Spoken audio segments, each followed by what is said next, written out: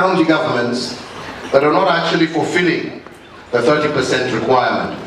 And that is why we, both in the spirit of transparency but also to ensure that the Kenyan people are alive to what is happening in government, we have established a new procurement portal whereby every government ministry, agency, parastatal, county governments will be required to post online, that will be available to the public, information relating to all the tenders that are being issued, who has applied for those. We want to know who the directors are. We want to know who the shareholders are. Who was it awarded to and for how much? And Kenyans should be able to see for themselves without having to wait to be told.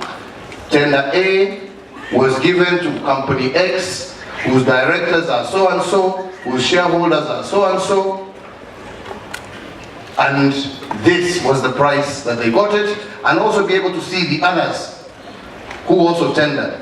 Ndio hii mambo ya kufanya mambo huko kichini chini iishe. As part of that portal, we are also incorporating AGCO, and the public will be able to see which government agency, which parastatal, which county,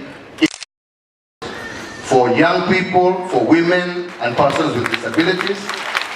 And then it will be up to you to take up those issues with your leaders, and we in the national government will ensure that any agency that does not fulfill, which is now part of our law, and do and give jobs to our young people and to our women and to our persons with disabilities, huyo mtu aanze kutafuta kazi pahali pengine, tutafute ule mtu atahakikisha ya kwamba vijana wa Kenya wameweza kupata haki yao.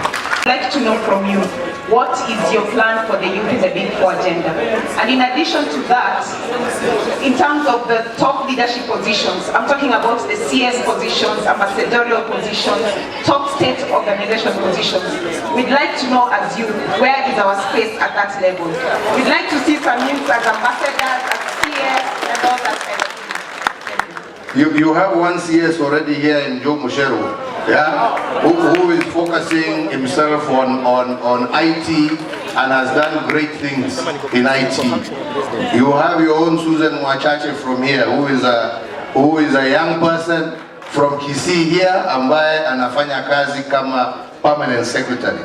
You have people, a lot of people actually, who are in government and who are serving very well in various positions. We have them as MCAs, like yourself. Am I right or wrong? Si wewe pia ni youth.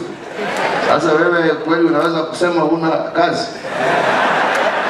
You see, the space is there. And one of the big things that Margaret Kobia is working on in her Ministry of Public Works, one of the key issues is to see how we are going to reinvigorate our civil service and to make sure that we bring more young people into our civil service to take on the jobs of those who are now retiring. So these are things that we are actively working on, and you will hear more about them as we move on in days to come. Two more questions. All right, two more questions, courtesy of His Excellency. Let me do this other side. All right, I cannot fly, I cannot walk, so we'll take a question from here. All right, you have a question? Come. Upeta simama juu ya kiti, Your Excellency. Just stand on the chair. Simama kwa kiti. Simama kwa kiti tafadhali.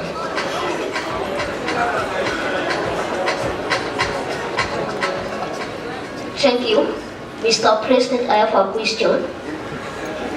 What measures have you made so that to see that there is food security in Kenya?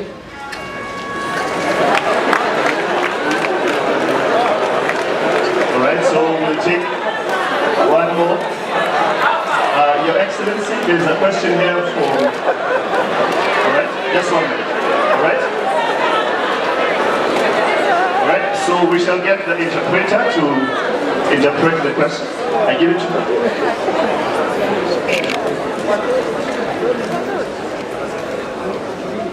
First, I thank you for this opportunity. We are happy for this meeting, but I only have one question about the deaf people. We have many challenges in all counties. How are we going to be empowered? In this county, there is no deaf youth who is employed.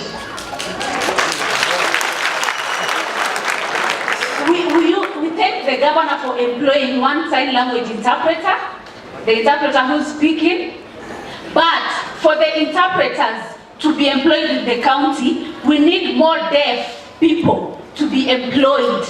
See, deaf people are not supposed to be forgotten. Yeah, please consider the deaf people. Thank you. Thank you very much. Let me first answer the issue of food security. First and foremost, it is important that we all understand that agriculture is a devolved function. Agriculture is a function that is devolved and that is in the hands of the counties and the county governments. But two, we are also wanting to see how we can work hand in hand with our county governments, both from the viewpoint of expanding, for example, irrigation across the country. And this is with special regard to small-scale irrigation projects.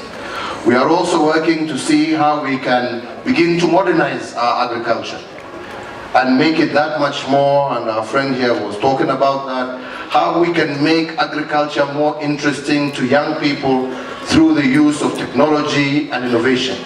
And this will also go a long way, I believe, towards helping us achieve our food secure nation.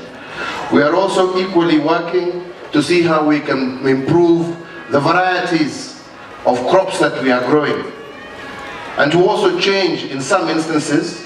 And I was very happy, Governor, when we were walking around the Kisii County stand, to see how Kisii County is focusing itself on what is traditional in this county, and seeing how they are going to add value, both creating employment, but also helping push toward food security with what they're doing with bananas, with what they're doing with cassava, and many other things. And these are the kind of things that we need to work hand in hand in order to ensure that we become that much more food secure as we move forward. The young lady who has just asked a question about employment especially, I want to say, and I want you to understand, when we say, for example, AGPO is for youth, persons with disability, women, you should be entitled to go for those businesses. And now that you have raised that question, Governor Ongwae, kwa sababu wanasema hujaandika mtu hata mmoja, si uandike madam hapa.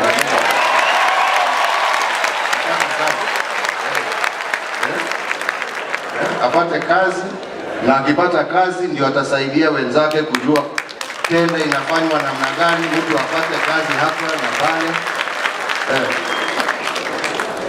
Haya, Governor amesema kutoka hapa muonane na madam ambaye anafanya sign language hapa, uingie ofisi kwake kesho asubuhi.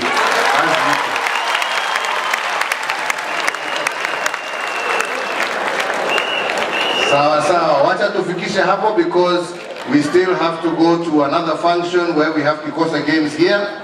I want to say God bless you all, and I want to once again come out very strongly and say, I will do everything that I can to support the young people of this country, knowing that they are actually the present, not the future as they say, but you are the present, and working in conjunction, we can transform this country. Mungu awabariki na Mungu awabariki. Asante sana. Thank you, Your Excellency.